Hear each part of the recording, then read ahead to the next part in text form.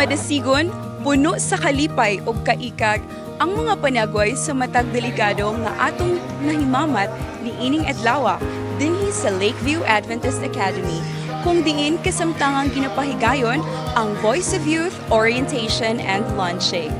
Atong sutaon alang sa dugang nga mga detalye. Nindot kayo siya nga program, no? Kay daghan jud kayo tao ma-learn ani, especially sa pag-encourage and ma-develop pa atong knowledge about ani, and sa ang ato ang AY program mabibo and maka-inspire sa iba.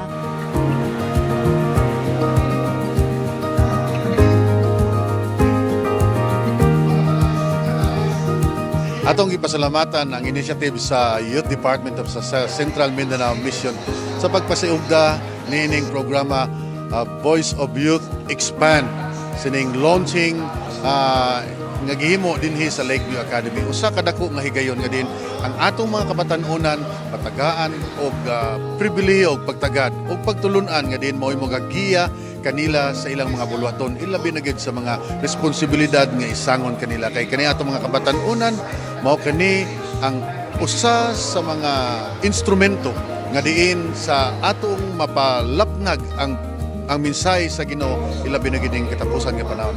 Kay kung ang atong iglesia na ay lig-on nga mga batan-on, maglig-on ang buhat sa Ginoo.